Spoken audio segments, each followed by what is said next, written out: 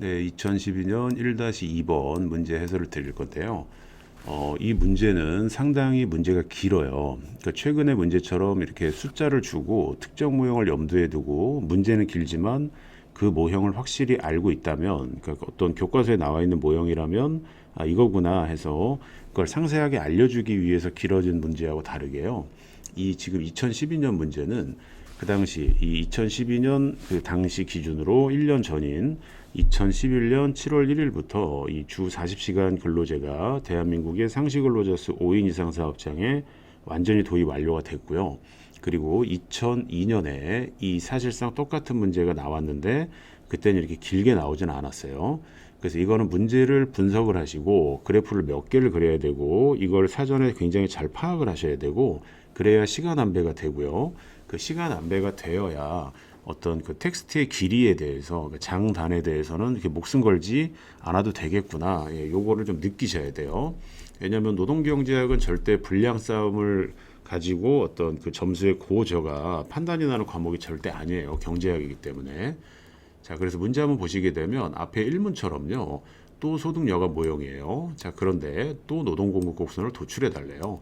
자, 이러면은 그래프가 지금 두 개가 나오는데 중요한 거는 우등제하고 앞서 이제 열등제를 냈는데 열등제로 구분해 달래요. 그러면 우등제 또는 열등제 경우의 수 두 개, 소득여가 모형, 노동공급 곡선 두 개 해서 네 개의 그래프를 그리셔야 되니까 이 손이 바쁩니다. 그래서 그래프를 많이 그리셔야 돼요. 자, 그리고 초기 부전점이 44시간 이상, 그러니까 종전의 법정 근로 시간 이상 해서 장시간 근로 예정하고 있는 것을 확인을 하시고요.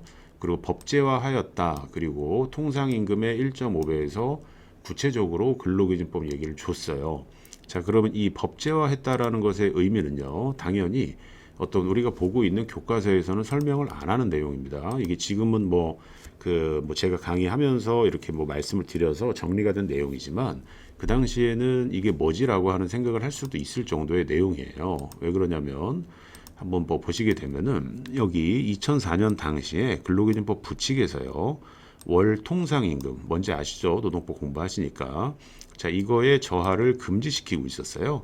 그래서 우리 경제학 소득여가 모형에서 소득을 고정하고 법정 근로 시간을 단축을 하는 거예요. 그러니까 일주일에 44만 원을 주는데 44시간에서 시급 만 원으로 주는 게 아니라 40시간을 하고 44만 원을 주는 거니까 시간급은 만 원에서 11,000원으로 올라가는 겁니다. 그래서 임금의 상승이라는 여가의 상대 가격 변화가 팡 하고 튕기기 때문에 이른바 대체 소득 효과가 발생을 하는 거거든요. 하지만 이미 중문제 1번에서 대체 효과 소득 효과를 서술을 하셨어요. 했기 때문에 이 지금 그래프에서 대체 효과 소득 효과를 또 나눠서 쓰실 필요는 없어요. 왜냐하면 배점 20점에 그 굴절된 예산선을 그려야 되는데 이쪽 구간에서 그 대체 소득 효과 그리다 보면은 거의 죽어납니다. 그래서 그건 안 그리셔도 되고 이쪽 노동 공급이 감소하냐 증가하냐의 비교 포인트를 갖고 가는 건데 일단은 굴절이 돼요. 근데 보통 외국자에서는 한 귀로 듣고 한 귀로 흘리셔도 되는데 이 지금 시간급 통상임금이 고정됐고 이 법정 근로시간이 단축이 됐을 때 여기서 이렇게 올라가거나 이런 식의 평행의 어떤 예산선을 많이 그려서 소득 효과만 나타나는 것처럼 이 그림만 나타나 있는데 이 지금 월 통상임금을 M0로 고정시키라는 거 이게 법제화의 의미예요. 그러면 시간급이 이렇게 기울기가 올라간다 해서 임금 상승을 맨 처음에 저는 이걸 알고 있습니다라고 해서 이제 서문을 딱 열어 주신 다음에 이 그래프를 통해서 비교, 여기는 감소, 밑에 그림은 증가. 이거를 채점자한테 눈에 떡하니 보여지면 만점을 받을 수 있는 문제예요. 자, 그럼 위로 올라가서 한번 내용을 보겠습니다. 자, 보시면 이제 굴절된 예산선이 나올 거를 제가 알고 있습니다. 해서 썰을 풀어주시고, 그리고 이제 블라블라는 1.5배니까 지금 굴절이 된다. 그리고 초기 부전점은 44시간이니까 굴절된 더 가파른 기울기를 갖는 예산선에서 효용을 극대화하고 있다. 자, 그리고 이제 1문에서 소득 효과하고 대체 효과 그 열등제를 줬잖아요. 그래서 이걸 비교하시려면은 일단은 소득 효과가 대체 효과를 압도한다라는 이 가정을 가져가는 게 비교 포인트의 핵심이니까 꼭 기억을 해주세요. 자, 그리고 소득 저하 금지에 따른 임금 상승한다. 요건 지금 설명드린 내용이에요. 자, 이렇게 이제 각을 잡으신 다음에 이제 문제는 여가가 우등제일 때 이렇게 되어 있는데 예전에 제가 2008년에 썼던 수험서에서요. 이거를 지금 노동계의 주장, 그다음 밑에 있는 열등제일 때는 경영계의 주장 이렇게 썼고 제가 2002년 문제 해설할 때는 지금 현재 논의하고 있는 우등제와 열등제를 이거를 노동계의 주장, 밑에 있는 거를 경영계의 주장으로 바꿔서 올릴 거예요.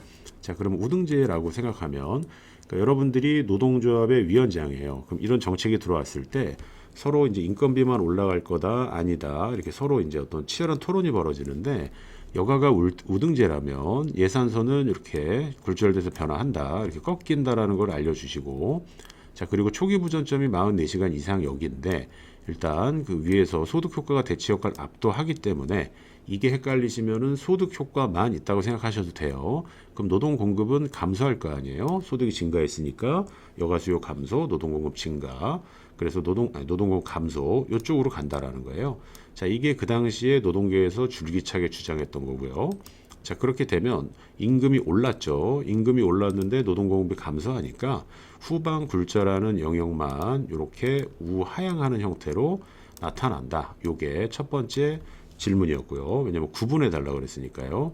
자, 그리고 두 번째로는 똑같은 그림을 이게 저는 책을 쓸 때 복사 붙여넣기 한 다음에 여기를 바꾸면 되는데 여러분들은 이거를 노가다로 쓰셔야 돼요. 이게 진짜 손 아프거든요. 그래서 이 그래프로 계속 그려야 되니까 평상시에 이 스피드 싸움의 답안 작성을 연습을 하셔야지 이게 알고만 있다라고 그래서 시험장에서 이게 딱 그 안배하면서 쓰는 게 이게 연습이 안 돼 있으면 쉬운 일이 아니거든요.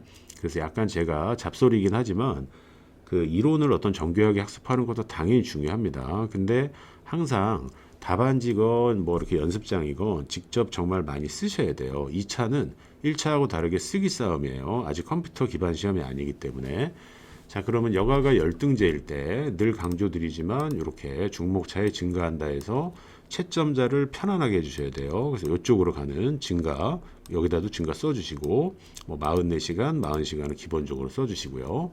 자, 그러면은 이제 대칭적인 답안이 나오겠죠. 그래서 이제 손이 좀 아픈 게임이 되는데 밑에 보시게 되면 예산선의 변화라는 제목도 똑같고 효용 극대화는 어디서 하는지 그래서 결과적으로 노동 공급이 증가한다. 왜냐면 소득 효과가 대치 효과를 압도하지만 열등제이기 때문에 중문제 1번과 관련해서 무조건 증가합니다.